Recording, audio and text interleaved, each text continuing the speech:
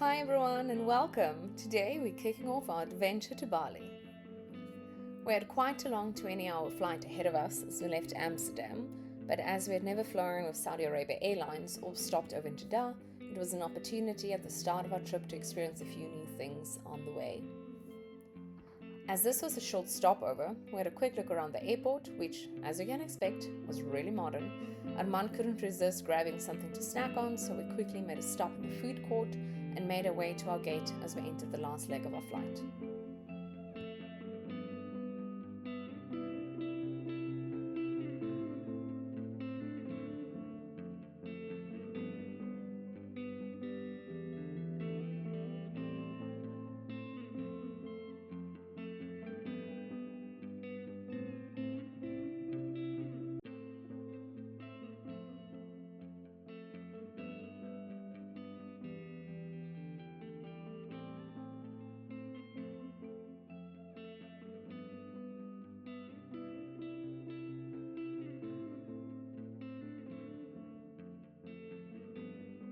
We decided to stay at Echoland Boutique B&B. It was the best decision ever. As you can see, it's a really cute boutique hotel, and they had all these options available for activities that you could just organize from the front desk.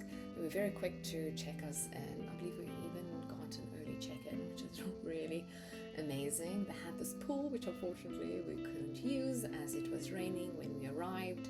We traveled in the middle of June, but that was still fine. It was warm enough that we could technically swim, but we were only here for an evening as we were planning the next morning to head out as we traveled over the next week and a half around Bali. But the room was really nice. As you can see, it's quite small, but it had all the necessary things we'd need for one night.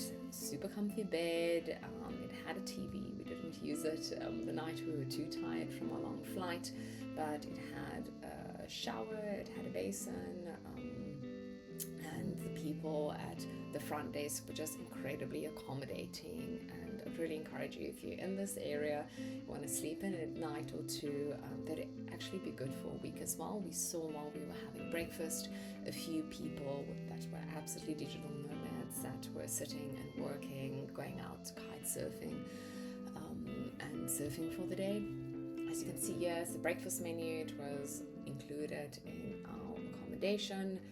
I had the rice pudding, which doesn't look too tasty from the picture, but it was absolutely incredible. A bit too sweet for my taste, but I think it could possibly also serve as a pudding.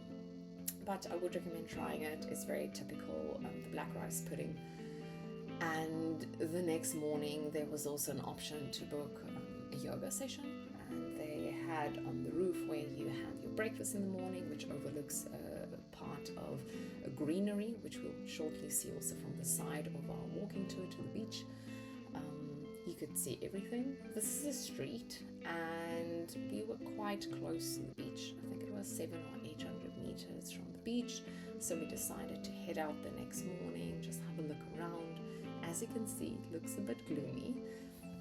It was middle of June and it was raining quite hard the previous evening, so you can still see the remnants of the water that had gathered, and the street was really busy. I wouldn't say it was loud. We actually couldn't hear anything from the street from the accommodation, and there you can see at the top, that's where we had our breakfast, but it was bustling. I really enjoyed it, but we generally love the city life when we do travel. So even though it's a smaller town, it was really busy from early in the morning.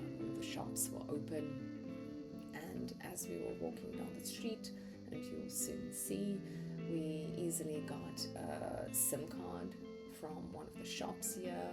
It was easy to get. The lady also very kindly helped us change the SIM card, ensured that it got activated. We'd both gotten SIM cards here, and we hadn't yet, after our walk, which was maybe an hour down to the beach, it hadn't yet activated. So we just went back. She was so friendly, and she did a few setting things on our phone, and then immediately it was fixed. Yeah, I didn't take more footage indoors, but that's a really cute market with lots of carved artwork and furniture. You can also buy little keychains with clothes. There was also some bedding and cushions, covers that you could buy there. Really cute natural market in the street. And as you can see, so many surf shops, which is probably a surprise for no one. Here we are close to the beach, and as we were heading down, we also saw here to the right, there's a big beach club, which when you're on the beach, you can actually see the beach clubs are set up next to each other, and it looked like quite a vibe in the evenings to go and have a seat. They have these beautiful lights on in the evening as you look out onto the ocean, have a drink, have a snack, maybe some dinner. It was really beautiful.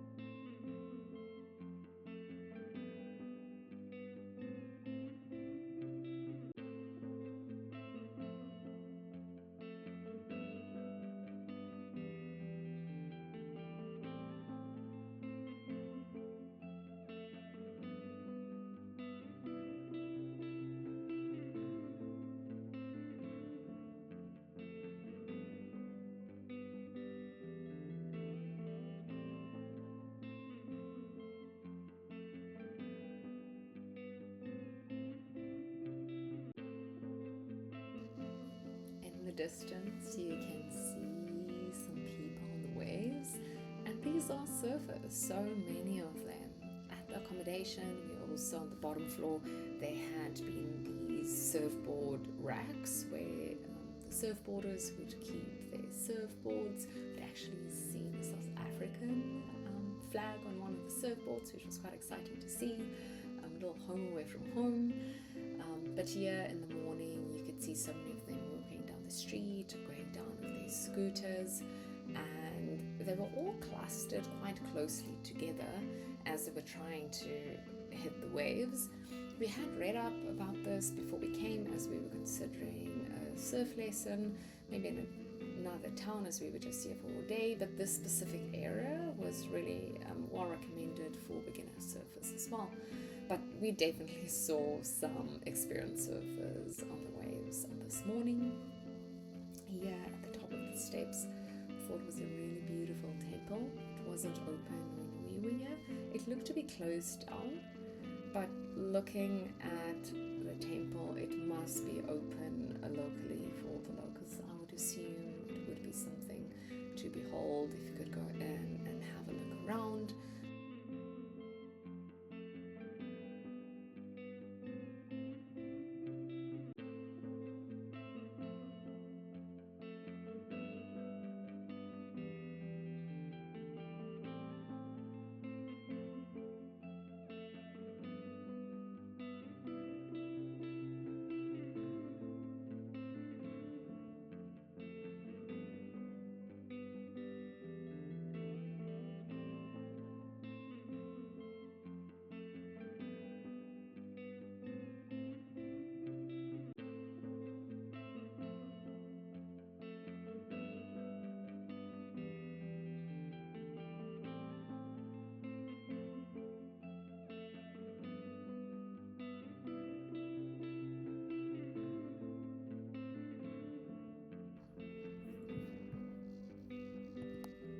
Something that didn't make it into the footage was we went to Pizza Fabbrica the evening for dinner. It was just down the road, and it was such a vibe.